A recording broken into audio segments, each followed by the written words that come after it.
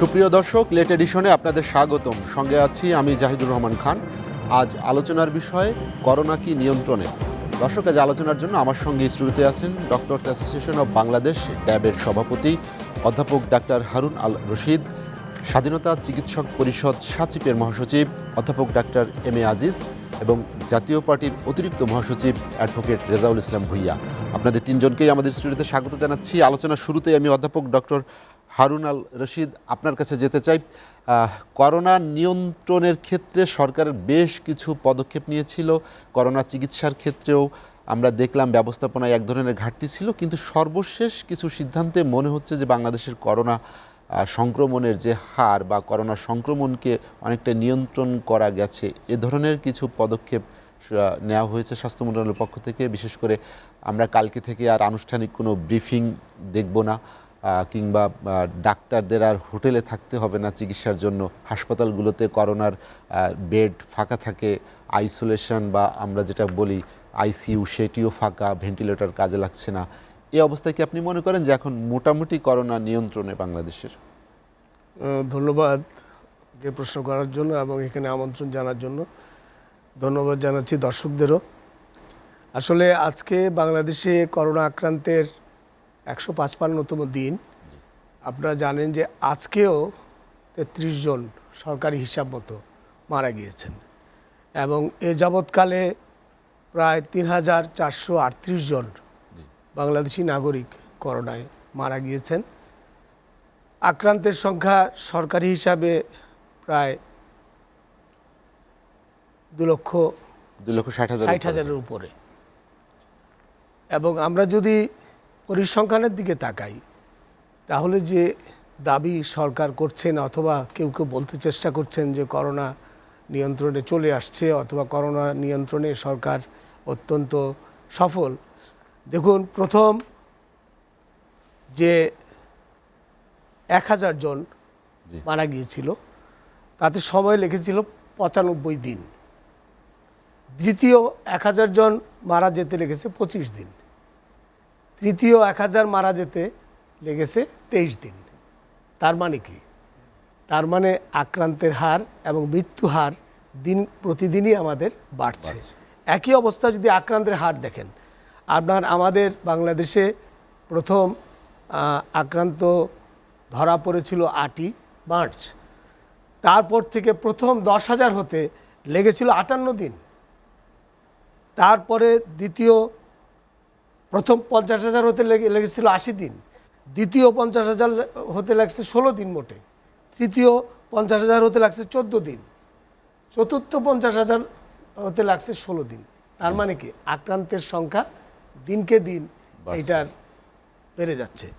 এখন পরিসংখ্যানকে আমরা যদি আমলে না নিয়ে আমি মন গড়া একটা তথ্য দিই অথবা মন্তব্য করি, আমার তো পরিসংখ্যানের উপরেই আমার মন্তব্য করতে হবে। আমি কিন্তু বানিয়ে কোনো কথা বলতে পারবো না। এবং এই যে পরিসংখ্যান, এটা কিন্তু বাংলাদেশ সরকারের যে director general of health service, তাদের পরিসংখ্যান, তাদের দেওয়া তথ্য মতেই দেখা যাচ্ছে যে বাংলাদেশে এই রোগের সংক্রমণের হার দিনকে দিন বাড়ছে, মৃত্যু হার দিনকে দিন বাড়ছে। এই পর্যায়ে আমি অবশ্যই বলবো যে বাংলাদেশে এই করোনা আক্রান্তের হার কোনোভাবেই কমেনি এবং এর যে ব্যবস্থাপনা সরকার করছে এটা অব্যাহত থাকা দরকার এবং আরও জোরদার করা দরকার। এবং একই সাথে সরকারি ব্যবস্থাপনায় যে ত্রুটিগুলি আছে, আমরা যেটা বলতে আজকে আমি মনে হয় এখানে একটা সুযোগ পাবো যে আপনারা দেখেছেন যে চিকিৎসকদের হোটেলে থাকা এবং নার্সদের এবং আমাদের যারা স্বাস্থ্যকর্মী তাদের হোটেল থাকা সরকার প্রজ্ঞাপন দ্বারা বাতিল করে দিয়েছেন। এতে স্বাস্থ্য ব্যবস্থাপনায় এক ধরনের আস্থার অবস্থা কিন্তু তৈরি হয়েছিল, কিন্তু এই সিদ্ধান্তের ফলে স্বাস্থ্যকর্মীরা আবারও একটা আস্থাহীনতায় যাবে এবং স্বাস্থ্য সেবা প্রদানে একটা বিরাট শূন্যতার সৃষ্টি হবে এবং তাতে করে যে আস্থার অবস্থাটা তৈরি হচ্ছিল সেটা আমরা আবারও ব্যাকফুটে চলে যাব। কাজেই আমার মনে হয় যে আমরা আত্মতুষ্টিতে না ভুগে আমাদের উচিত যে অবশ্যই এই ব্যবস্থাপনাকে জোরদার করা এবং যে সমস্ত জায়গায় আমাদের ভুল ত্রুটি আছে সেগুলিকে কারেকশন করে এগিয়ে যাওয়া। জি, ডক্টর হারুনুল রশিদ, আপনার কাছে আবার আসবো আমি। অ্যাডভোকেট রেজাউল ইসলাম ভূঁইয়া যেটি বললেন যে ডাক্তারদের হোটেলে থাকা এবং স্বাস্থ্যকর্মীদের হোটেলে থাকা সেটি একটি প্রজ্ঞাপন দ্বারা বাতিল করা হয়েছে এবং ডাক্তাররা এখন বাসায় থেকে এবং সে কারণে তারা একটা ভাতাও পাবেন, এটি নিয়ে তারা করোনার চিকিৎসা দেবেন। সেক্ষেত্রে যে আস্থাহীনতার কথা বললেন যে ডাক্তারদের মধ্যে একটা আস্থার সংকট তৈরি হতে পারে, সেটিকে আমাদের করোনা চিকিৎসায় বড় ধরনের একটি প্রভাব পড়বে না? ধন্যবাদ আপনাকে, ধন্যবাদ আজকের আমার দুই সহ-আলোচক। আমি আপনার উত্তরে আসছি। আজকে এই ভারত উপমহাদেশের মহান স্বাধীনতা আন্দোলনের যে বিপ্লবী ক্ষুদিরামের আজকে প্রয়াণ দিবস, আমি তাকে স্মরণ করছি এবং জন্মাষ্টমীর শুভেচ্ছা জানাচ্ছি। মূলত হাসপাতালগুলো ফাঁকা, আইসিইউতে ভেন্টিলেশনের জন্য লোক নাই এবং মানুষ 150 হাসপাতালমুখী হচ্ছে না আগের মতো আর। মনে হচ্ছে যে রোগ নিয়ন্ত্রণে, বাস্তবতা তো তা না। সরকার কর্তৃক যে ব্রিফিং দেওয়া হচ্ছে সেই ব্রিফিংটা একটু আগে হারুন ভাই যেটা বললো, আমি এটা রিপিট করতে চাই না, আমি এটা নোট করে আনছিলাম। একই ব্রিফিং তো দুইবার বলার দরকার নেই। এটাতে প্রমাণিত হয় যে রোগ কিন্তু নিয়ন্ত্রণে না, রোগটা বরং সংক্রমণের হারটা কোনো অংশেই কমার দিকে না। তারপরও সরকার এই জায়গাটাতে যাচ্ছে, কারণ হলো দেশের অর্থনৈতিক অবস্থা এবং ব্যবসা বাণিজ্য চলমান যে আমাদের দেশের সার্বিকভাবে গতিশীলতা, সেই গতিশীলতাটা যাতে অব্যাহত থাকে, সেই কারণে হয়তো বা বিকল্প হিসেবে এটার আসছে। কিন্তু শাক দিয়ে মাছ ডাকার কোনো পথ আছে বলে আমি মনে করি না। আর আমাদের এখানে সবচেয়ে বড় যে ব্যাপারটা হচ্ছে, অলরেডি কিন্তু আমরা সরকারি পরিসংখ্যানে 2,60,000 ইয়ে পেয়েছি আমরা, বাস্তব পরিসংখ্যান কিন্তু তার চেয়ে অনেক বেশি। মানুষ কিন্তু এখন আর হাসপাতালে যেতে হবে, প্রথম পর্যায়ে যে একটা মানসিকতা ছিল রোগটা হলেই, জ্বর ঠান্ডা হলে হাসপাতালে যেতে হবে, এই অবস্থা থেকে মানুষ বিভিন্নভাবে হয়েছে যে না, এইটার জন্য আমার হাসপাতাল যেতে হবে না, আমি বাসায় আইসোলেশনে থেকেও চিকিৎসা করা যাবে। এই কনসেপ্ট থেকে আমরা হাসপাতালের মধ্যে ভিড় কম পাচ্ছি, আমরা ভেন্টিলেশনের লোক কম পাচ্ছি। অনেক লোকজন কিন্তু অক্সিজেনের ব্যবস্থা তার ঘরের মধ্যে করে চিকিৎসা নিচ্ছে, ডাক্তারের কাছ থেকে ভার্চুয়ালি ট্রিটমেন্ট নিচ্ছে, আপনার ইন্টারনেটে ট্রিটমেন্ট নিয়ে সেরে সেই চিকিৎসাটা আমাদের এখন দেখা যাচ্ছে 80% রোগী কিন্তু আর হাসপাতালমুখী হচ্ছে না, যার কারণে আমরা মনে করছি যে হাসপাতালটা একটু রোগীর প্রেশার কম, করোনা রোগীর প্রেশার কম। আজকে আপনি এই বিবেচনায় যদি মনে করেন যে করোনা আমাদের নিয়ন্ত্রণ, তাহলে এটা একটা মহা ভুল হবে। পরবর্তীতে এটা এমন পর্যায়ে যেতে পারে, আজকে আমাদের পার্শ্ববর্তী দেশ ভারত যদি দেখেন, ব্রাজিল এবং আমেরিকার সাথে হতো যে 1 নম্বরে 2 নম্বরে কে থাকবে। এখন আমরা দেখলাম গতকালকের পরিসংখ্যানও যদি আপনি দেখেন, ভারত হাইস্ট, সর্বোচ্চ পর্যায়ে। আমাদের পার্শ্ববর্তী দেশ সর্বোচ্চ পর্যায়ে আছে, আমরাও সংক্রমণের মধ্যে আছি। আপনি যদি সংক্রমণটা এইভাবে বিবেচনা করেন যে কত পরীক্ষা করলো, কত আক্রান্ত হলো, তাহলে রেশিওতে কিন্তু আমরা প্রথম দিকে যেরকমভাবে করোনার আক্রান্ত হয়েছিলাম, এখন কিন্তু সেই রেশিও বিবেচনা করলে কিন্তু এখন খুব একটা কমের দিকে এরকম কিন্তু বিবেচনা না। আরেকটা, মানুষের আস্থা কিন্তু সৃষ্টি হয়েছে এই রোগটার ব্যাপারে। প্রথমে একটা হতাশা ছিল, কী রোগ এইটার সাথে পরিচিত ছিল না। এখন এই দীর্ঘ সময়ের মধ্যে মানুষ একটা আস্থাশীল হয়েছে যে আমাকে এই কাজগুলো করলে আমি করোনা থেকে মুক্ত থাকতে পারবো, আমাকে যা করতে হবে, ডাক্তাররা যেভাবে মানুষকে উদ্বুদ্ধ করেছে, বিভিন্ন মাধ্যম থেকে মানুষ এই রোগের চিকিৎসা সম্বন্ধে জানতে পেরেছে, সেই কারণে মানুষ কিন্তু এখন আর ওই চিকিৎসার জন্য হুমড়ি হয়ে পড়ছে না। তার মানে এই নয় যে আমরা সংক্রমণ থেকে দূরে আছি, সংক্রমণটা আছে। আমার মনে হয় যে সরকারকে এই বিবেচনা করে এটার জন্য যে পদক্ষেপগুলো সরকার নিয়েছিল, এই পদক্ষেপগুলো অব্যাহত রাখতে হবে। আর আপনি যে ডাক্তারদের হাসপাতালের যে ব্যাপারটা বলেছেন, হাসপাতালে এটা আমি যতটুকু জানি যে হাসপাতালের যে বিল টিলের একটা ব্যাপার ছিল, আপনি জানেন যে কন্ট্রাক্টরের পক্ষ থেকে ঢাকা মেডিকেলের কয়েকদিনের খাবারের বাবদ যে একটা বড় বিল আসছিল, এটা নিয়ে অনেক বিতর্ক সৃষ্টি হয়েছিল। এই বিতর্কটা সাথে ডাক্তাররা জড়িত না, যারা ঠিকাদার ছিল, খাবার সাপ্লাই দিয়েছে, তাদের ব্যাপারটা জড়িত ছিল। কিন্তু যেহেতু একটা বিতর্ক আসছে, এখন কিন্তু একটা বিকল্প করা হয়েছে। বিকল্পটা কীরকম, যে ওনাদেরকে একটা প্রণোদনা, নগদ ক্যাশ প্রণোদনা দেওয়ার ব্যাপার আছে, যেটা খাবারের মানে বিকল্প হিসেবে। তাতে সরকারের একটা সাশ্রয়ের ব্যাপার আছে। কারণ একটা এক স্লাইস পাউরুটির দাম যখন 1,000-5,000 টাকা হয়, একটা কলার দাম যখন 2,000 টাকা হয়, তখন কিন্তু মানুষের মধ্যে স্বাভাবিকভাবে হয় যে ডাক্তাররা 2,000 টাকার দামের কলা আসলে কি খায় কিনা। আমরা তো ছবিতে দেখলাম ঢাকা মেডিকেলে যে খাবারটা দিয়েছে, 2 স্লাইস পাউরুটি আর একটা কলা আর একটা ডিম, এটা কত দাম হইতে পারে? ডাক্তার কিন্তু ওই খাবারটাই পাইছে, কিন্তু সরকারের কোষাগার থেকে একটা বিশাল টাকা অনৈতিকভাবে যোগসাজু করে নিয়ে এসেছে, যেটা আমরা স্বাস্থ্য মন্ত্রণালয়ের অতীতে দেখেছি। এবং আজকে দেখবেন সাবরিনা টাবরিনা আসার পরে, আর হালে তো সিফাত আসার পরে স্বাস্থ্য মন্ত্রণালয় সাবরিনা ভুলে গেছে। এখন এমন এক অবস্থা হয়েছে যে আমরা কিছুদিন পরে পরে একটা ইস্যু আসি, আগের ইস্যুগুলো আমরা ভুলে গিয়া ওইটার বিচার আচারের কোনো খবর নেই। স্বাস্থ্য মন্ত্রণালয়ের টেন্ডারের সাথে জড়িত এই ব্যাপারে অনেক কথা হয়েছে, আমি আপনার এখানে এসেও অনেকবার কথা বলছি। স্বাস্থ্য মন্ত্রণালয়ের টেন্ডারের সাথে জড়িত, টেন্ডার মূল্যায়নের সাথে যারা জড়িত আছে, সেই ব্যাপারগুলো না দেখে সেই ব্যাপারগুলো আজকে আস্থা করে চলে গেছে। আমার কাছে মনে হচ্ছে একটা পণ্যের দাম 5 টাকা, এটার দাম 25,000 টাকা করে টেন্ডার দেওয়া হচ্ছে। এখানে যে দুর্নীতিরা হচ্ছে, যারা যারা জড়িত আছে তাদেরকে কিন্তু আজকে পর্দার অন্তরালে চলে গেছে, মনে হয় যে ওদের নিয়ে আর আলোচনাই নাই। আমার মনে হয় যে এইটার গুড়াতে থাকতে হবে। যদি স্বাস্থ্য মন্ত্রণালয় এই দুর্নীতিটাকে আপনাকে বন্ধ করতে হয়, তাহলে যেই জায়গার থেকে এটা হচ্ছে সেই জায়গার থেকে মূল উৎপাদন করে যদি আসা যায়, তাহলে মনে হয় যে স্বাস্থ্য মন্ত্রণালয়। অ্যাডভোকেট রেজাউল ইসলাম ভাই, আপনার কাছে আবার আসবো আমি। অধ্যাপক ডাক্তার এম এ আজিজ, যেটি চিকিৎসকদের হোটেলে থাকার যে প্রজ্ঞাপন দিয়ে যেটি বাতিল করা হলো, যেটি অ্যাডভোকেট রেজাউল ইসলাম ভাইয়া বললেন যে হয়তো বেশি বিল আসে বা সে কারণে হয়তো বিকল্প খোঁজা হচ্ছিল, আসলে এই বিকল্প তে কি করোনা চিকিৎসায় কোনো প্রভাব পড়বে কিনা, বা এর চেয়ে ভালো কোনো বিকল্প ছিল কিনা? ধন্যবাদ আপনাকে। আগস্ট মাস শোকের মাস। আমি প্রথমেই 75-এর 15 আগস্ট জাতির জনক বঙ্গবন্ধু সহ পরিবারের সকলের প্রতি শ্রদ্ধা জানিয়ে আমি শুরু করছি। দেখুন, এই করোনার, আমি আপনার প্রশ্নে আসছি, এই করোনার আজকে 5 মাস পার হয়ে গেল।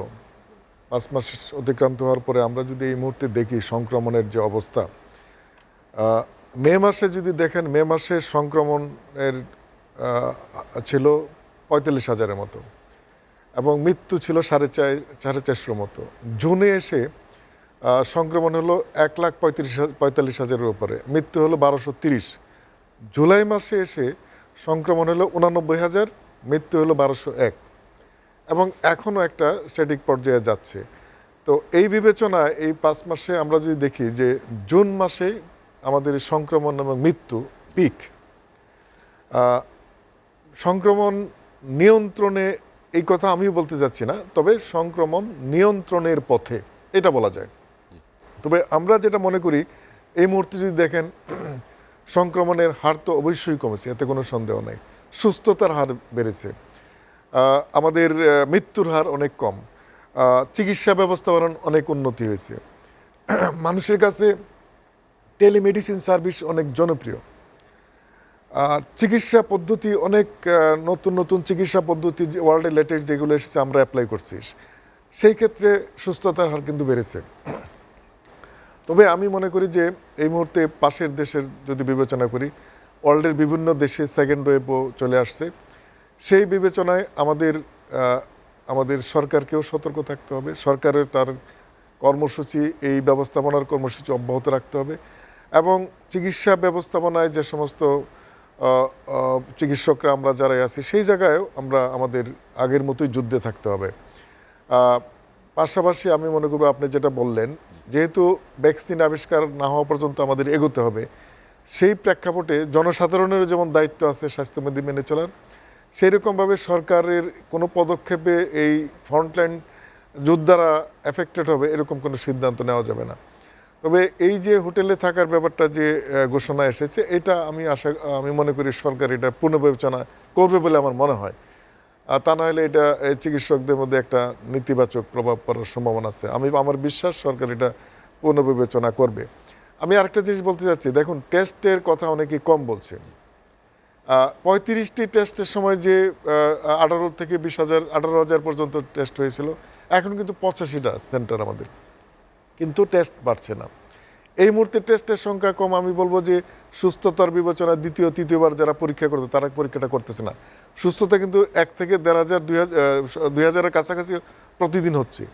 এরা তো 2বার পরীক্ষা করতো, তারা কিন্তু করছে না। সেই ক্ষেত্রে কিন্তু টেস্টের সংখ্যাটা কমে আসছে। আজকে বন্যার কথা বলেন, ঈদ গেল, এই প্রেক্ষাপটেও কিন্তু অনেক টেস্ট কমছে। এবং এই যে শনাক্তের হারটা যারা বলছে বাড়ছে, এটা গাণিতিক ব্যাপারে দেখা যাচ্ছে শনাক্তের হার বাড়ছে, কিন্তু এই যে প্রতিদিন 1-1,500 লোক সুস্থ হয়ে বাইরে যাচ্ছে, তাদের টেস্টটা কিন্তু করছে না। তারা টেস্টটা করলেই এটা নেগেটিভ হতো। তো সেই ক্ষেত্রে এখন যেটা আছে যে সংখ্যাটা আক্রমণ মানে সংক্রমণ সংখ্যা, এটাতে আপনি 1,500 যোগ করেন, 1,500 যোগ করে যদি রেশিওটা করেন, হারটা বের করেন, তাহলে হার কিন্তু কমে আসবে।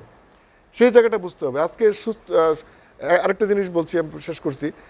মৃত্যুর হার যেটা বলছি, মৃত্যুর হার আগে 1.2789 ছিল, এখন 1.312-তে যাচ্ছে।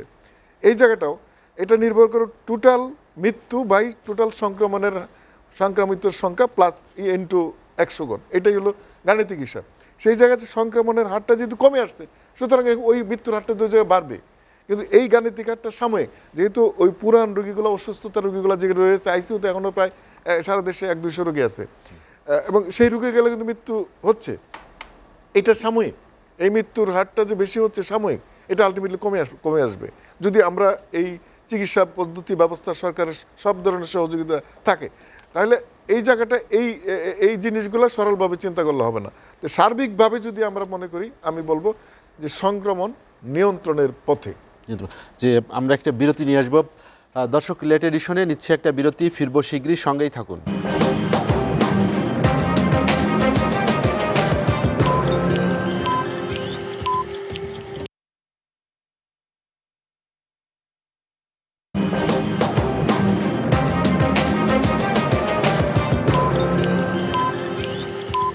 দেখছেন এসএটিভির রাতের আয়োজন লেট এডিশন। বিরতির পর আমরা আবারও ফিরছি আলোচনায়। অধ্যাপক ডক্টর হারুন আল রশিদ, যেটি অধ্যাপক ডক্টর এম এ আজিজ বললেন যে আসলে সংক্রমণ নিয়ন্ত্রণের পথে এটি বলা যায়, আসলে কি তাই? বাস্তবতা কি সেটাই বলে, নাকি মানুষের প্রতি মানুষ চিকিৎসা পাওয়ার ক্ষেত্রে বা চিকিৎসা খাতের উপরে এক ধরনের অনাস্থার কারণে হাসপাতালমুখী হচ্ছে না বা টেস্ট করাচ্ছে না?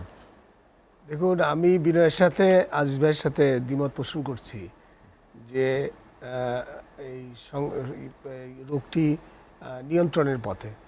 আমরা বাংলাদেশে বর্তমানে পৃথিবীর যে সংক্রমিত দেশগুলি আছে তার মধ্যে বাংলাদেশ এখন 15তম, 22টি যে সবচেয়ে বেশি সংক্রমিত দেশ, বাংলাদেশের অবস্থান তার মধ্যে 15তম।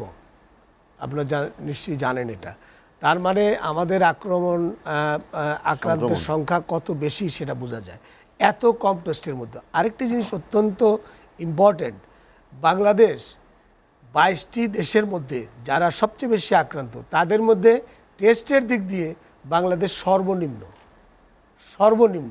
এবং আমি আপনাকে পরিসংখ্যান দিচ্ছি, যে জায়গায় ইউএসএতে মনে করেন যে 2 লক্ষ টেস্ট হচ্ছে প্রতি 10 লাখ লোকের জন্য, পাকিস্তানে হচ্ছে 9,506, নেপালে হচ্ছে 25,615, ভুটানের মতো দেশে হচ্ছে 71,871, বাংলাদেশে সেই জায়গায় হয়েছে 7,580টি টেস্ট প্রতি 10 লক্ষ লোকের জন্য। এটা অত্যন্ত আমি বলবো যে আমাদের পরিতাপের ব্যাপার, এবং এই কারণেই কিন্তু আমাদের পরিসংখ্যানের দিক দিয়ে আমরা বলতেছি যে নিয়ন্ত্রণে। যদি আমরা টেস্টের সংখ্যা বাড়িয়ে দিতাম, যদি সত্যিকার অর্থে উন্নত বিশ্ব না, আমাদের পার্শ্ববর্তী দেশগুলির সমপর্যায়েও যদি আমরা টেস্ট করতাম, ইভেন ভারতের মতো অবস্থায়, ভারতও আপনার 16,930টা টেস্ট করেছে প্রতি 10 লক্ষ লোকের জন্য, তাতে দেখা গেছে তাদের সংক্রমণের হার কিন্তু অনেক বেশি। আমাদের দেশেও যদি আমরা টেস্টের সংখ্যা বাড়াতাম, তাহলে কিন্তু এই সংক্রমণের হার অনেক বেশি হতো, এবং আমরা বর্তমানে যে আত্মতুষ্টিতে ভুগছি, সেই আত্মতুষ্টিতে ভোগার কোনো কারণ ছিল। টেস্টের সংখ্যা তো বাড়ানো হয়েছে, ল্যাব সংখ্যা বাড়িয়েছে, কিন্তু আগে যেখানে 35টি ল্যাবে যে পরীক্ষা হতো, আমি আপনাকে একদম সিম্পল একটা কারণ বলি। আজকে বাংলাদেশের আর্থসামাজিক অবস্থাটা বুঝতে হবে আমাদের। বাংলাদেশের মানুষ দুবেলা ভাত খাওয়ার মতো অবস্থানে নাই। 40 থেকে 50% লোক দরিদ্র সীমার নিচে বাস করেন। তারা, আপনি যদি ফ্রি আপনার টেস্টও করান, তারা যে টেস্ট করানোর জন্য যাবে, যাতায়াত ভাড়া নাই তার, সেই জায়গায় সরকার কিন্তু 200 টাকা এবং 500 টাকা একটা ফি নির্ধারণ করলো, যেটা অত্যন্ত সর্বমহলে এটা নিয়ে কিন্তু কথা হয়েছে। এবং আমি মনে করি this is one of the reason যে টেস্টের সংখ্যা কমে এসছে। এবং অ্যানাদার রিজন ইজ আপনার এই সাবরিনা শাহেদ, এই যে টেস্ট সংক্রান্ত যে দুর্নীতি, তাতে মানুষের টেস্টের প্রতি যে আস্থা, যে আমি যে টেস্ট করছি, টেস্টের যে রেজাল্ট দিচ্ছে, তাতে আমার রেজাল্ট যে পজিটিভ অথবা নেগেটিভ, সেই ব্যাপারেও অনেকের আস্থাহীনতা আছে। একই সাথে আপনার টেস্ট করার পরে দেখা গেছে যে কারো 2 দিন, কারো 3 দিন, কারো 5 দিন, কারো 15 দিন পরেও টেস্টের রেজাল্ট আসে না। এক ধরনের বিড়ম্বনা। আপনারা জানেন যে প্রাথমিক পর্যায়ে যখন আমরা টেস্ট করতে গিয়েছি পিজি হাসপাতালের সামনে আমরা দেখেছি যে রুগী লাইনে দাঁড়িয়ে রাস্তায় মৃত অবস্থায় পড়ে গেছে। মুগ্ধা হাসপাতালে আমরা দেখেছি বাচ্চা কোলে নিয়ে বাচ্চা ওখানে মারা গিয়েছে, এবং ইত্যাদি নানা ভোগান্তির কারণে মানুষের কিন্তু এই টেস্ট করানো, চিকিৎসা নেওয়া ইত্যাদির ব্যাপারে এক ধরনের আস্থাহীনতায় মানুষ ভুগছে বাংলাদেশের মানুষ, এবং যার কারণে রোগটি নীরবে বিস্তার লাভ করছে, কিন্তু হাসপাতালের সিট সংখ্যা খালি। আরেকটি কথা খুব ইম্পর্টেন্ট, যেটা আইসিইউতে অনেক বিছনা খালি। This is very important. আমি বলবো যে এই কথাটা বলা উচিত আমি অ্যাজ এ চিকিৎসক। বর্তমানে করোনার যে চিকিৎসা পদ্ধতি, আগে যেটা বলা হতো আইসিইউ একমাত্র এই রোগকে নিরাময় করতে পারে, আইসিইউতে নিলে রুগী বেঁচে যাবে। এখন কিন্তু চিকিৎসা পদ্ধতি এখন বদলে গেছে। যদি আপনি আইসিইউতে নেন এবং রুগীটাকে আর্টিফিশিয়াল ভেন্টিলেশনে দেন, ওই রুগীর ভালো হয়ে ফিরত আসার সম্ভাবনা অনেক কম। বাইরে বহির্বিশ্বে এবং আমাদের বাংলাদেশেও এখন নন ইনভেসিভ ভেন্টিলেশন বলি আমরা, ওই যে high flow nasal cannula, high flow oxygen ইত্যাদি দিয়ে চিকিৎসা হচ্ছে, এবং তাতে ভালো রেজাল্ট পাওয়া যাচ্ছে, যার কারণে আইসিইউর উপরে ডিপেন্ডেন্সি অফ দি পেশেন্টস অনেক কমে গেছে, এবং আইসিইউতে কিন্তু এই জন্য সিট খালি। এবং সেই কারণে আইসিইউতে হয়তো বাংলাদেশেও যদিও আইসিইউর সিট অত্যন্ত কম, তারপরেও আমাদের আইসিইউর উপর সিট কিছু কিছু জায়গায় হয়তো খালি আছে বলে আমি মনে করি। আর একটি কথা আমি আপনার একটু সময় নিয়ে বলছি যে ডাক্তারদের যে আপনার এই যে হোটেল, ডাক্তার শুধু না, ডাক্তার এবং জি স্বাস্থ্যকর্মীদের যে হোটেল যে বাতিল করা হলো, তাতে কিন্তু একটা মারাত্মক এফেক্ট পড়বে। আপনাদের জানার জন্য বলি যে একটা জুনিয়র ডাক্তার, আপনারা জানেন যে বর্তমান যে আমাদের করোনা চিকিৎসা, এটা মূলত কিন্তু ইনভলভড হলো জুনিয়র চিকিৎসকরা। আমরা যারা সিনিয়র্স আছি আমরা কিন্তু সবাই টেলিফোনে চিকিৎসা দিই। আমরা যারা বয়স্ক লোক অথবা যারা প্রফেসরস, তারা অনেকে আমরা রাউন্ডে যাই না, আমরা জুনিয়রদের বলে এটা এটা এটা একটু করো। যারা ফ্রন্ট লাইনার্স, দে আর অল জুনিয়র্স, তাদের বেতন কম, তাদের প্র্যাকটিস কম। এখন সেই লোকটাকে যখন আমি 2000 টাকা দিয়ে বললাম যে আপনি হোটেল ভাড়া, খাওয়া দাওয়া ইত্যাদি আপনার নিজের, সে 2000 টাকা দিয়ে একটা ডাক্তারের 3 বেলা খাওয়া, হোটেলে থাকা এবং যাতায়াত খরচ, অথবা একটা স্বাস্থ্যকর্মীর তার বেলায় হয়তো 2000-এরও কম হবে। এটা কি সম্ভব? তার মানে তাকে আমরা বাধ্য করছি করোনা চিকিৎসা দিয়ে বাসায় যেতে। তার বাসায় আইসোলেশনে থাকার মতো রুম নাই, সে হয়তো 2 রুমের ছোট্ট একটা বাসায় থাকে, তার বাসায় তার বৃদ্ধ বাবা মা আছে অথবা শ্বশুর শাশুড়ি আছে, তাহলে তারা কি করবে? ছোট সন্তান তার মানে কি এই অবস্থায় আমরা এই রোগটাকে কিন্তু তার পরিবারের মধ্যে আমরা ছড়িয়ে দেওয়ার একটা ব্যবস্থা করছি, এবং তাতে যেটা হবে আসলে ওই ডাক্তার সাহেব রুগীর কাছে যাবে না, he will avoid the patients. আমার চিকিৎসা ব্যবস্থা ব্যাহত হবে, রুগীরা সাফার করবে। যে রুগীটা হাসপাতালে ভর্তি হবে সে ঠিকমতো সেবা শুশ্রূষাটা পাবে না। এই জন্য আমি বলছি যে এই ইয়াটা অবশ্যই এটা পরিবর্তন করা উচিত। ডাক্তার হারুনুর রশিদ, আপনার কাছে আবার আসবো আমি। অ্যাডভোকেট রেজাউল ইসলাম ভূঁইয়া, সার্বিক বিবেচনায় কি স্বাস্থ্য খাতের উপর কোনো আস্থা সংকট তৈরি হয়েছে জনগণের, যাতে মানুষ রোগ নিয়েও হাসপাতালমুখী হচ্ছে না? প্রথমত করোনার কারণে স্বাস্থ্যসেবা তো একটা, আমরা দোষ না বললেও এটুকু বলতে পারি যে স্বাস্থ্যসেবা মানুষ অনেকটাই বঞ্চিত হয়েছে। এভাবে বঞ্চিত হয়েছে, আমি নিজে হার্টের পেশেন্ট। এখন আমার যে ডাক্তার, উনি আজকে 2-3 মাস যাবৎ চেম্বার আসছে না। স্বাভাবিক কারণে আমি ওনার সাথে ফিজিক্যালি ট্রিটমেন্ট করলে যে অবস্থাটা হতো, ওনাকে আমি স্ক্রিনশট করে আমার টেস্টের রেজাল্ট পাঠানোর পরে উনি যে ট্রিটমেন্টটা দিচ্ছে সেটা আমার কাছে মনোভূত হচ্ছে না।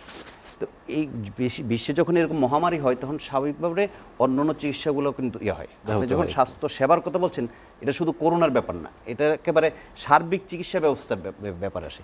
আমরা গত 5 মাসে এই জায়গাটায় কিন্তু অনেক বেশি, যে যারা প্রচলিত করোনা রোগীর বাইরের যে সকল রোগী আছে আমাদের দেশে, ডায়াবেটিস, হার্ট সহ এমন কিছু, কিডনি সহ এমন কিছু পেশেন্ট আছে যারা প্রতি মাসেই এটার একটা রুটিন চেক আপের থাকতে হয়।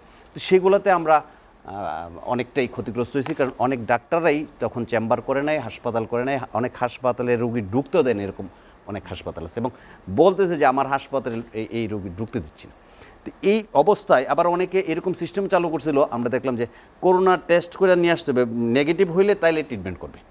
এটাও কিন্তু একটা সময় সাপেক্ষ ব্যাপার ছিল, ইয়ার ব্যাপার ছিল। সেই ক্ষেত্রে তো আমাদের স্বাস্থ্য সেবা এবং ডাক্তারদের সেবা একটা হয়েছে। এর বাইরে প্রচলিত মানুষের কিন্তু আরেকটা ধারণা ডাক্তারদের ব্যাপারে এবং হাসপাতালের ব্যাপারে, ট্রিটমেন্টের ব্যাপারে। আমরা সচরাচর জানতাম যে সরকারি হাসপাতালে গেলে ট্রিটমেন্টটা একটু গভর্নমেন্টের হয়, ঠিকমতো ট্রিটমেন্টটা আমরা পাই না। আমরা আস্থাশীল ছিলাম বেসরকারি হাসপাতালের প্রতি। আজকে যদি বেসরকারি হাসপাতালের অবস্থান আপনি বিবেচনা করেন, তাহলে দেখবেন পত্রিকার মধ্যে খুললে যে বড় বড় ডাক্তারদের হাসপাতালেও দেখেন লাইসেন্স নেই। বড় বড় ডাক্তারদের হাসপাতালে যে ইকুইপমেন্ট থাকার পরে এই হাসপাতাল অনুমোদন পাওয়ার কথা, আমরা কিন্তু সেটা এখন খেয়াল করছি যে এই জিনিসগুলা আমরা পাচ্ছি না। তাহলে আমরা কোথায় ট্রিটমেন্টটা নিলাম, কী ট্রিটমেন্ট নিলাম? আজকে যেই শাহেদ এবং সাবরিনা টেস্টের ব্যাপারে যে হয়েছে, এটা করোনার ক্ষেত্রে এরকম আসছে, কিন্তু অন্য অন্য টেস্টগুলো যে এরকম হচ্ছে না, এটা একটা পরিসংখ্যান করা দরকার। এই পরিসংখ্যান না করলে আপনি বুঝবেন কীভাবে যে আমি যে 10টা টেস্ট দিল আমাকে ডাক্তারের কাছে যাওয়ার পরে 5টা যে ও নিজেই লিখে দিল না ইয়েতে বৈশা, যেটা সাবরিনারা করছে।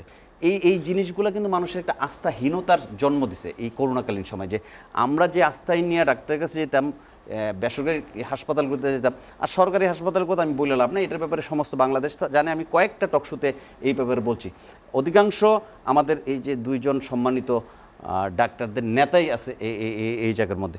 অধিকাংশ ডাক্তার না হলো একটা বিরাট অংশ সংক্রামিত হয়ে গেছে যে সরকারি হাসপাতালে চিকিৎসাটা ঠিকমতো না দিয়ে তার সাথে রিলেটেড আরেকটা বেসরকারি হাসপাতালে গেলে সেই চিকিৎসাটা দেওয়ার জন্য। আমি অন্তত 5-7টা টকশোতে বলছি এই জিনিসটা, যে অনেক ডাক্তার সরকারি হাসপাতালে বসে তার প্রাইভেট ক্লিনিকের চেম্বারে বিকালে দেখা করার জন্য কথা বলে। এগুলো কিন্তু স্বাস্থ্য ব্যবস্থার প্রতি এবং ডাক্তারদের প্রতি মানুষের একটা আস্থাহীনতা দিন দিন জন্ম দিচ্ছে। এই অবস্থাটাকে আমাদের পরিবর্তন করতে হবে। অ্যাডভোকেট রেজাউল ইসলাম ভাইয়া, আপনার কাছে আবার আসবো আমি। অধ্যাপক ডক্টর এম এ আজিজ, যেটি অ্যাডভোকেট রেজাউল ইসলাম ভাই বললেন যে আস্থাহীনতা তৈরি হয়েছে বা আস্থার যে সংকট, সেটিকে ফিরিয়ে আনার জন্য আসলে আর কি ধরনের পদক্ষেপ নেওয়া উচিত? এখন বাংলাদেশের চিকিৎসা ব্যবস্থা আস্থা অনাস্থা কিংবা আস্থাহীনতা এটা আসলে নতুন ব্যাপার নয়, এটা অনেক পুরানো জিনিস। তবে আমরা যদি দেখি বিগত সময়গুলোতে, গত এক যুগেই যদি আপনারা দেখেন যে এই স্বাস্থ্য সেক্টরের অনেক উন্নয়ন হয়েছে, যার জন্য আমরা বিভিন্ন আন্তর্জাতিক সূচকে এগিয়ে আছি। আমরা আমাদের দেশ আন্তর্জাতিক বিশ্বে অ্যাওয়ার্ডও পেয়েছে চিকিৎসা ব্যবস্থা। আমাদের দেশে অনেক নতুন নতুন চিকিৎসা প্রতিষ্ঠান হয়েছে, ইউনিভার্সিটি, মেডিকেল কলেজ, বিশেষায়িত হাসপাতাল হয়েছে। সেই দিক থেকে চিকিৎসা ব্যবস্থায় অনেক উন্নয়ন হয়েছে। তবে আমরা মনে করি যে এই যে এখনকার প্রেক্ষাপটে এই কোভিড-19 মহামারী নিয়ে আসলে আমাদের আলোচনা সমালোচনা হচ্ছে। আমাদের দেশে এই টেস্ট কিংবা অন্যান্য চিকিৎসা পদ্ধতি নিয়ে যে আলোচনা সমালোচনা, এইটা সারা বিশ্বেই। আমাদের তো উন্নয়নশীল দেশ, মধ্যমায়ের দেশ, উন্নত বিশ্বে যারা স্বাস্থ্য সেক্টর অনেক শক্তিশালী, সব লেভেলেই তারা শক্তিশালী, সেইখানেও কিন্তু ভঙ্গুর অবস্থা তাদের স্বাস্থ্য ব্যবস্থা। সেই জায়গাটাও দেখেন, আমরা যারা মানবিক বিশ্বের কথা বলি, যারা মানবিক বিশ্বের দেশের মানুষ, সেইখানেও দেখেছি আমরা মানবিক বিপর্যয় হতে, যে আইসিইউতে কারা যাবে সেটাও বয়স নির্ধারণ করে দেওয়ার পরে 60-এর মধ্যে আইসিইউতে যেতে পারবে না, আইসিইউ তাদের ছিল না। কিংবা রাস্তাঘাটেও চিকিৎসা মারা গেছে, এরকম প্রচুর সারা বিশ্বে। আর দাফনটাও ঠিকমতো হতে পারে না, এরকম অনেক উন্নত দেশে। সুতরাং এইটা মহামারীর, এটা সব দেশেই একই অবস্থা। তারপরেও আমরা বলবো, আমরা এই তৃতীয় বিশ্বের উন্নয়নশীল দেশে আমাদের এই কোভিড নিয়ন্ত্রণের সরকারের যে সমস্ত ব্যবস্থাপনা, উদ্যোগ, সার্বিক প্রেক্ষাপটে এবং চিকিৎসা ব্যবস্থার প্রেক্ষাপটে এটা অনেক গ্রহণযোগ্য। আমি মনে করি যে টেস্টের কথাটা যেটা বললেন, এটা আমি আবার বলছি, টেস্ট কম অনেকগুলা কারণ। আমি আগেও বলেছি টেস্ট কম, তৃতীয়বার যারা পরীক্ষা করছেন, এইটা বন্যার কথা বললাম, আপনার ঈদের কথা বললাম। আবার যারা উপসর্গবিহীন, আগে দেখা যেত একটা ফ্যামিলিতে একজন উপসর্গ, বাকি 5 জন একসাথে যে চিকিৎসা করতো যাদের উপসর্গ নাই, এই গ্রুপটা, উপসর্গবিহীন গ্রুপটা কমে আসছে, সেই জন্য কিন্তু টেস্টটা কমে আসছে। কিন্তু সংক্রমণ আগে যে সংখ্যাটা ছিল সেটা ওই বিবেচনায় আগের চেয়ে অনেক কমছে, কিন্তু অ্যাকচুয়াল যারা মানে রোগী তাদের সংখ্যাটা কিন্তু এখন আসছে। আগে দেখেন, আমি যেটা বলছি যে প্রায় 18,000-এর মতো টেস্ট হতো, এখন সেটা ফি নির্ধারণে যেটা বলেন, ফি বাংলাদেশে 200 কিংবা 500। এখনকার প্রেক্ষাপটে আর্থসামাজিক যে অবস্থা, এইটা আমরা খুব একটা বাধা মনে করি না। তবে সুবিধাটা কি দেখেন, একটা রোগীর বাসায় যেয়ে যদি স্যাম্পল নিয়ে আসে 5টা দিয়ে, সেই 500 টাকা দিয়ে, সেই রোগীটা বাসায় আসা যাওয়াও কিন্তু তার একটা খরচ ছিল, এবং আসা যাওয়ার পথে এবং সেন্টারে যে চিকিৎসা লাইনে দাঁড়ানো, সেখানেও কিন্তু সংক্রমণের ভয় ছিল। সে যদি নেগেটিভ হয় তাহলে পজিটিভ হওয়ার সম্ভাবনা ছিল। সুতরাং সেই প্রেক্ষাপটে আমি মনে করি এটা ইকোনমিকও এবং এটা যুক্তিযুক্ত।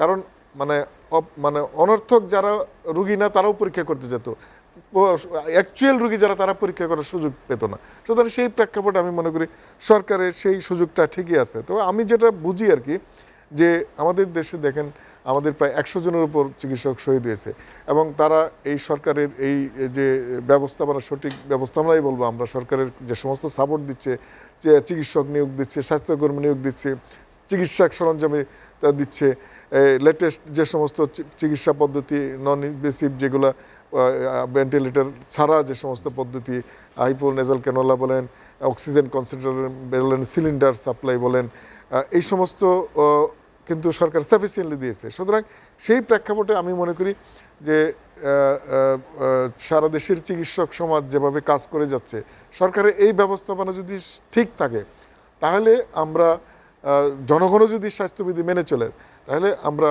আসলে এই উন্নয়নের নিয়ন্ত্রণের পথে যেটা বলছি, এটা আমরা নিয়ন্ত্রণের পথেই এগোবে। তবে আমাদের সবসময়, আমি আবারও বলছি, ঠান্ডা মাথায় মনে রাখতে হবে যে আমাদের ভাই যেটা বলবো, পাশের দেশ ইন্ডিয়ার অবস্থা যে অবস্থা, তাদের কিন্তু সংক্রমণ আর মৃত্যুর হার বাড়ছে। সুতরাং সেই জায়গাটায় আমাদের দেশের জনগণেরও সতর্ক থাকতে হবে, সরকারেরও সতর্ক থাকতে হবে। জি, আমরা আর একটা বিরতি নিয়ে আসবো। দর্শক, লেট এডিশনে নিচ্ছি আর একটা বিরতি, ফিরবো শীঘ্রই, সঙ্গেই থাকুন।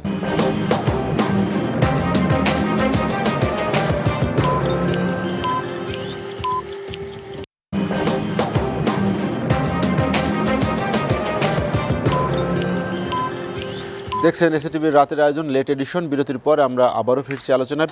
অধ্যাপক ডাক্তার হারুন আল রশিদ, আমরা করোনা সংক্রমণের কথা বলছি, করোনা নিয়ন্ত্রণ, নানা ব্যবস্থাপনা সব কিছু যখন হচ্ছে, কিন্তু করোনা চিকিৎসা পদ্ধতি অথবা করোনা থেকে স্থায়ীভাবে মুক্তি পাওয়ার পথ খোঁজার জন্য নানা দেশে নানা ধরনের ভ্যাকসিন গবেষণা হচ্ছে। বাংলাদেশেও বলা হচ্ছে যে অন্যান্য বিশ্বের সাথে আমরাও ভ্যাকসিন একই সাথে পাবো।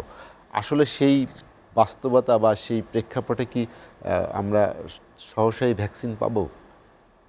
দেখুন, মানে আসলে মানুষ মাত্রই তো আশাবাদী, আমরাও আশাবাদী যে এই করোনাকালীন সময় একদিন শেষ হবে, সারা পৃথিবী আবার আগের মতো আগের সময় ফিরে যাবে।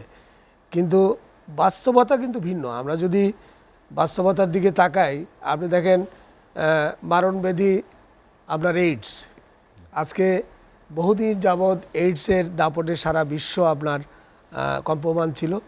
আজ পর্যন্ত এইডসের ভ্যাকসিন কিন্তু আবিষ্কার হয়নি। সেরকম এই করোনার ভ্যাকসিনও খুব সহসাই আবিষ্কৃত হবে এবং এটা থেকে আমরা মুক্তি পাব। আমার ব্যক্তিগতভাবে আমি সে ব্যাপারে খুব একটা আশাবাদী না। তবে সারা বিশ্বেই এটার ব্যাপারে গবেষণা চলছে এবং হয়তো ভ্যাকসিন একটা হবে, কিন্তু একটা ভ্যাকসিনকে কার্যকর করতে হলে, মানুষের উপর ব্যবহার করতে গেলে যে কতগুলি স্টেপ, 5টা স্টেপ পার হতে হয়। তো সেইটার শেষ ধাপেও কিছু কিছু দেশ আপনার চলে গিয়েছে, কিন্তু তারপরেও যে হিউম্যান ম্যাসিভ ট্রায়াল সেটা এখন পর্যন্ত কোনো ভ্যাকসিনই ওরা সম্পন্ন করতে পারেনি। কাজে এটা কতখানি কার্যকর হবে। আর একটা জিনিস খুবই ইম্পর্টেন্ট, যে করোনা ভাইরাসের একটা স্ট্রেইন না, এটা কয়েকটা স্ট্রেইনে বিভক্ত। ধরেন আমরা একটা স্ট্রেইনের এগেনস্টে ভ্যাকসিন দিলাম, দেখা গেলো যে আমাদের দেশের অথবা একটা মানুষ অন্য স্ট্রেইনে আবার সে আক্রান্ত হলো। তার মানে একটা ভ্যাকসিন আবিষ্কার করলেই হবে না, কয়েকটা স্ট্রেইনের বিরুদ্ধে কয়েক ধরনের ভ্যাকসিন আমাদের বের করতে হবে। So this is also another difficult place for vaccination against corona. আর আরেকটি কথা, আমেরিকান যে সিডিসি যে অত্যন্ত এপিডেমিওলজিস্ট ডক্টর ফাউসি, উনি কিন্তু একটা ভবিষ্যৎবাণী করেছেন। উনি বলেছেন যে আমাদের will have to live with this situation for another years, এবং আমাদের নিজেদেরকে বদলাতে হবে, আমাদের অভ্যাস, আমাদের নিজেদের চলাফেরার সমস্ত এবং এই করোনার মধ্যেই আমরা কিভাবে ভালো থাকতে পারি সেই চেষ্টা আমাদের করতে হবে। কিন্তু সেই চেষ্টা কি আছে? সেই চেষ্টা বাংলাদেশের প্রেক্ষাপটে আমি বলবো যে মানুষ কিন্তু এখন আর ভয় পায় না, যেভাবে মানুষ ঘরের বাইরে আসছে। বাংলাদেশের মতো দেশে যেখানে জীবিকার অন্বেষণে মানুষ জীবনকে উপেক্ষা করে, আমরা কিন্তু সেই এই অবস্থায় আছি। এখানে বাংলাদেশের মানুষ যেখানে দুবেলা আহার সংগ্রহের জন্য তার যুদ্ধ করতে হয়, সে একটা অনাগত করোনা যেটা তার কাছে এখনও আসে নাই, সেই জন্য সে ভয় পায় না। He is fighting for his survival. সে তার করোনার ভয়ে ভীত হলে তার তো পেটে ভাত জুটবে না। যার কারণে আমাদের দেশে দেখবেন যে নিম্ন আয়ের মানুষের মধ্যে এই জিনিসটা আমরা এখন পর্যন্ত সেই প্রতিরোধ অথবা সেই সচেতনতা ডেভেলপ করার মতো অবস্থান তৈরি হয় নাই। কিন্তু আল্লাহ প্রদত্ত একটা জিনিস আমি বলবো যে বাংলাদেশে এই নিম্ন আয়ের মানুষগুলি শত অসাবধানতার সত্ত্বেও তাদের মধ্যে আক্রমণের হার হয়তো কম এবং তাদের মধ্যে মৃত্যু হার অত্যন্ত কম। যা কিছু মৃত্যু যা কিছু হচ্ছে সেটা সচ্ছল গোষ্ঠীর মধ্যে হচ্ছে। আপনারা যদি দেখেন যে আমাদের যে ৩,৪৩৮ জন মারা গিয়েছে, এদের মধ্যে সচ্ছল কতজন এবং অসচ্ছল কতজন? আমার মনে হয় না অসচ্ছল আপনি 2-1 জন পাবেন। এটার কারণ কি? চিকিৎসা বিজ্ঞান কি বলে? কেন খেটে খাওয়া মানুষ? One of the reason is maybe যে দিস পিপল যারা সানলাইটে এক্সপোজ, তাদের মধ্যে এক ধরনের রোগ প্রতিরোধ ক্ষমতা এই ভাইরাসের এগেনস্টে তৈরি আছে, যেটা এই ভাইরাসটা তাদেরকে ওইভাবে আক্রমণ করছে। তারা সংক্রমিত হচ্ছে, কিন্তু এমন পর্যায়ে যাচ্ছে না যাতে তাদের মৃত্যুবরণ করতে হচ্ছে। এবং যারা হয়তো ঘরে বসে থাকে আমাদের মতো, যারা একটু সচ্ছল, আমরা যারা ফিজিক্যাল এক্সারসাইজ করি না, আমরা যারা সানে এক্সপোজড না, তারা হয়তো ওই রোগ প্রতিরোধ ক্ষমতা আমাদের তাদের ভিতর নেই। যখন আমরা সংক্রমিত হচ্ছি তখন রোগ আমাদেরকে কাবু করে ফেলছে। জি, অধ্যাপক ডাক্তার হারুন আল রশিদ আমাদের সাথে আলোচনায় যোগ দেওয়ার জন্য আপনাকে অসংখ্য ধন্যবাদ। অ্যাডভোকেট রেজাউল ইসলাম ভূঁইয়া, একটি বিষয় যেটি আপনি এর আগে উল্লেখ করেছেন যে প্রতিবেশী দেশে যেখানে সংক্রমণ বাড়ছে, আমরা যদি একই কাছাকাছি অঞ্চলের হয় এবং একই ধরনের আবহাওয়া সব বৈশিষ্ট্য থাকা সত্ত্বেও তাদের যদি সংক্রমণ বাড়ে, তো বাংলাদেশের মানুষের জন্য কি সংখ্যাটা আরও বেশি বাড়বে না সামনের দিকে? আমার মনে হয় এই সময়টা আমরা অতিক্রান্ত করে এসেছি। কারণ হলো ভারতে বাড়ছে, আমি এটা বলছি, কিন্তু আপনি ভারতের ইনার জিওগ্রাফিতে যদি দেখেন তাহলে কিন্তু সেটা আবার ভিন্ন চিত্র আছে। আপনি ত্রিপুরাতে এবং মেঘালয়, আসাম এবং পশ্চিমবঙ্গ এই রিজনের যদি আপনি করেন কি যেন বলে পরিসংখ্যান নেন, তাহলে তুলনামূলকভাবে উত্তরপ্রদেশ, মহারাষ্ট্র ওই এলাকায় যেরকম সংক্রমণ, এই এলাকা কম। আমাদের সাথে এই এলাকাটার একটা সামঞ্জস্য আছে এবং আবহাওয়াগতভাবেও আমরা এই এলাকার সাথে আছে। তো আমার মনে হয় যে পর্যায়ে আমরা আছি, এটা আমরা সংক্রমণ রোধের পর্যায়ে বা পর্যায়ে শেষ হয়ে যাওয়ার পর্যায়ে আমি এইভাবে মূল্যায়ন করতে চাই না। যে দেশে 10 লাখের মধ্যে মাত্র 7,000 টেস্ট হয়, তাহলে এটাতে কম বেশি এই বিতর্ক আমরা জড়াইতে পারবো, কিন্তু এইটা পরিসংখ্যানগতভাবে এটা সঠিক কোনো হয় না। অন্তত 10% 70,000 আসলে আমরা একটা ধারণা করতে পারতাম। আমার মনে হয় যে আমরা যেহেতু টেস্টের দিকেই অনেক কম আসি এবং টেস্ট বাড়ানোরও কোনো উদ্যোগ আমরা নিচ্ছি না বিভিন্ন কারণে। ভাই যেটা বললো, টাকার কারণে হয়তো বা কমে গেছে।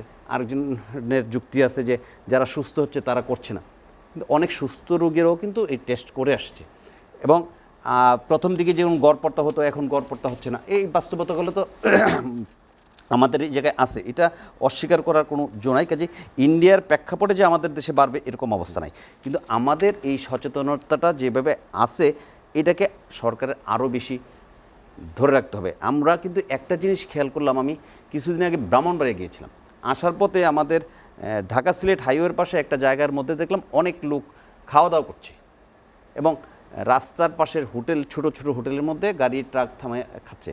সেখানটায় আমি একটা জিনিস খেয়াল করলাম যে সচেতনতাটা কিন্তু সব জায়গায় পৌঁছছে। হাত ধুইতে হবে, আমাকে পরিচ্ছন্ন থাকতে হবে, আমাকে মাস্ক পরতে হবে। এই রোগটা সংক্রমণ না হওয়ার যে ব্যাপারটা আছে, এই ব্যাপারটা কিন্তু আমরা প্রথম দিকে যেরকম ছিলাম এখন পর্যন্ত আর একটু জোরদার হয়েছে। আমাদের অভ্যাসটাও কিন্তু কিছু চেঞ্জ হয়েছে। একটা সময় আমরা বাথরুম থেকে এসে হাত ধুইতাম না, এখন কিন্তু মানুষ সচরাচর এই কাজটি করছে। এটা সংক্রমণ কমার একটা ব্যাপার আছে, এটাকে আর একটু আমাদের সচেতন করে বাড়িয়ে রাখতে হবে। আর নিম্ন পর্যায়ের মানুষের কথা যেটা বললেন, ওরা তো প্রথম দিকে একটা স্লোগান দিয়ে রাস্তায় নেমে গেলো। যখন আমরা লকডাউনের শেষের দিকে আসলাম তখন বললো যে না খেয়ে মরার চেয়ে করোনায় মৃত্যু ভালো। আল্লাহু আকবার করে মাঠে কাজকাম শুরু করে দিল। এবং ভাই যেটা বললো যে সানের একটা ব্যাপার এই জায়গার মধ্যে থাকতে পারে, সেই সানের ব্যাপারে এরা হয়তো বা ওই অ্যান্টিবডি তৈরি হয়েছে ওনাদের মধ্যে, এবং ওনারা ওই অ্যান্টিবডির কারণে যে পরিমাণ আক্রান্ত হওয়ার কথা সেটা হচ্ছে না। আর ওই লেভেলে যদি আক্রান্ত ওই পরিমাণ না হয়, আমার মনে হয় যে উপরের লেভেলটা এর চেয়ে একটু বেশি সচেতন। আমরা ওইভাবে সংক্রামিত হব সামনের দিকে, ইন্ডিয়াতে যেভাবে সংক্রামিত হচ্ছে, আমার বিশ্বাস হয় না যে আমরা ওই রকমভাবে আমরা সংক্রামিত হবে বাংলাদেশের প্রেক্ষাপটে। আমরা ওই পর্যায়ে যাওয়ার কোনো অবস্থান আছে বলে আমি ব্যক্তিগতভাবে মনে করি না। তবে আমাদেরকে টেস্টের যে প্রক্রিয়াটা আছে এই প্রক্রিয়াটা অব্যাহত রাখা উচিত, এবং মানুষকে সচেতন রাখার জন্য ব্রিফিং বন্ধের বিপক্ষে আমি বলবো। যেন তো ব্রিফিংটা স্বল্প পরিসর হলেও চালু রাখা উচিত। এতে হয় কি, একটা মানুষ যখন টিভিতে দেখে যে আজকে এতজন মৃত্যু হয়েছে, এতজন ইয়ে হয়েছে, তখন ওর নিজের থেকে একটু সচেতনতা নিয়ে আসে। যখন এটা স্ক্রিনে থাকবে না, আউট হয়ে যাবে, তখন মানুষের মাইন্ড থেকে আউট হয়ে যাবে। যখন আমার মাইন্ড থেকে আউট হয়ে যাবে, তখন কিন্তু আমি অসচেতন হয়ে যাব, এবং তখনই আমার এখন আমি রোগ প্রতিরোধের জন্য যে সংক্রমণ না হওয়ার জন্য যে ব্যবস্থাগুলো নিচ্ছি, এই ব্যবস্থা মনের অজান্তে কমে যাবে। তখন দেখা যাবে আমি এই মনের অজান্তে আবার এফেক্ট হয়ে যাচ্ছি। কাজে আমার মনে হয় যে সরকার কি বিবেচনায় এটারে বন্ধ করছে আমি জানি না, এটা চালু রাখা উচিত। এবং ডাক্তারদের হোটেল ব্যবস্থাপনার ব্যাপারে আমাদের ব্যক্তিগত মতামত হলো যে এইটা রাখা উচিত। একজন ডাক্তার গিয়ে ওনার হাসপাতালে রুগী দেখে ওনার ফ্যামিলিকে সংক্রামিত করবে, এইটা কোনোভাবেই উচিত না। আমার মনে হয় যারা এই কাজটা করছেন তাদেরকে এটা বিবেচনা করা উচিত, ওনাদের নিয়ন্ত্রণ করা উচিত। যারা বিল করে অতিমাত্রায়, যারা এইটা নিয়ে ব্যবসা করে, তাদেরকে নিয়ন্ত্রণ করলে ডাক্তারের এটা তো কোনো সমস্যা না। ডাক্তার একটা হোটেল থাকবে, 3 স্টার হোটেল বা 5 স্টার হোটেল, সেখানে ওই বিলটা দিই, কিন্তু ওইটা 5 গুণ বিল দিবে, দিয়ে সেটা আমাদের রাষ্ট্রীয় কোষাগার লুটতরাজ করবে। এটা কারা? তারা তো চিহ্নিত একটা শব্দ। তাদের ব্যাপারে আমাদের সচেতন হওয়া উচিত এবং তাদের ব্যাপারে ব্যবস্থা নেওয়া উচিত। অ্যাডভোকেট রেজাউল ইসলাম ভূঁইয়া, আপনাকে অসংখ্য ধন্যবাদ। অধ্যাপক ডাক্তার এম এ আজিজ, যেটি রেজাউল ইসলাম ভূঁইয়া বললেন যে আমাদেরকে আরও বেশি সচেতন হওয়া উচিত, জনসচেতনতা বাড়াতে আপনি জানেন যে সরকারের পক্ষ থেকে মোবাইল কোড করারও একটি চিন্তাভাবনা চলছে, যাতে মাস্ক পরাটা বাধ্যতামূলক করা হয়। কিন্তু জনসচেতনতা বাড়ানোর পাশাপাশি যে পদক্ষেপ নেওয়া উচিত, তার মধ্যে একটি রেজাউল ইসলাম ভূঁইয়া বললেন যে টেলিভিশনে যে ব্রিফিং সেটি বন্ধ হয়ে গেলে মানুষের মন থেকে হয়তো এটি আড়ালে চলে যাবে।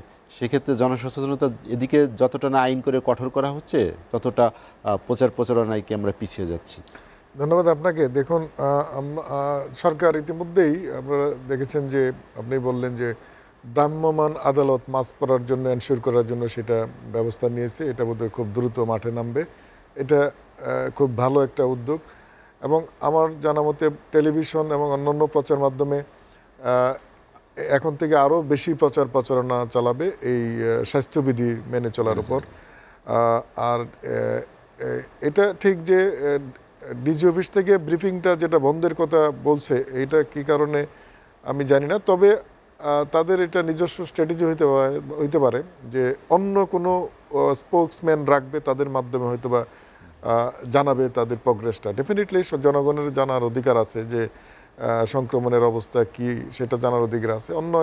অন্য কোনো স্পোকসম্যানের মাধ্যমে নিশ্চয়ই আশা করি আমরা জানাবে। তবে আমি একটা কথা বলতে যাচ্ছি যে এই মুহূর্তে আমরা যে টপিকস নিয়ে আলোচনা করলাম, পরিস্থিতি নিয়ন্ত্রণের পথে কি নিয়ন্ত্রণে, যাই বলি না কেন, এই মুহূর্তে আমাদের দেশে দরকার, এটা আপনারা জানেন জাতীয় পরামর্শক কমিটি এর আগেও বলেছিল, এটা এখন দ্রুত উদ্যোগ নেওয়া উচিত যে অ্যান্টিবডি এবং অ্যান্টিজেন টেস্ট। অ্যান্টিবডি টেস্টটা করা উচিত এই কারণে মেসিভ হারে যে এখন গবেষণার মধ্যে যে বাংলাদেশে কত % মানুষ এফেক্টেড হয়েছে কিংবা অ্যান্টিবডি ডেভেলপ করছে, এটা এখন জানা দরকার। আমরা এই যে আলোচনায় আমরা যে বলছি ব্যাপক হারে সংক্রমণ হয়েছে, এটা তাহলে জানা যাবে যে কী পরিমাণে সংক্রমণটা হয়েছে। আর র্যাপিড অ্যান্টিজেন টেস্টটাও দ্রুত করা উচিত এই কারণে যে এই যে ভাই যেটা বললো যে অনেক সময় রুগীরা ইমার্জেন্সি প্রসিডিওর, ইমার্জেন্সি অপারেশনের ক্ষেত্রে কুইক আমরা যদি অ্যান্টিজেন টেস্টটা করতে পারি যে সে কোভিড কি কোভিড নয়, তাহলে আমরা কিন্তু দ্রুত অপারেশনটা করতে পারবো কিংবা এমার্জেন্সি প্রসিডিওরটা করতে পারবো। কিংবা এই যে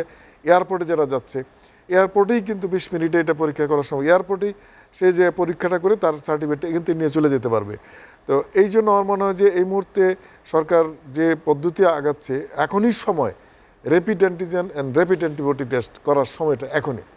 তো আমার মনে হয় যে সরকার ইতিমধ্যে যে সমস্ত পদক্ষেপ নিয়েছে, আমার কাছে মনে হয় যে আমি আবারও বলবো যে আমাদের পরিস্থিতি, করোনা পরিস্থিতি সফলতায় দিকে এগোচ্ছে অন্যান্য দেশের তুলনায়, এবং আমরা সংক্রমণ নিয়ন্ত্রণের পথে আমি বলবো কিন্তু আমাদের জনগণের দায়িত্ব এখন আমি মনে করি অনেক বেশি, কারণ আমরা রাস্তাঘাটে দেখছি, ঈদের সময় দেখলাম মানুষের একটা অনীহা, তারা মাস্ক পরছে না, তারা স্বাস্থ্যবিধি মেনটেন করছে না।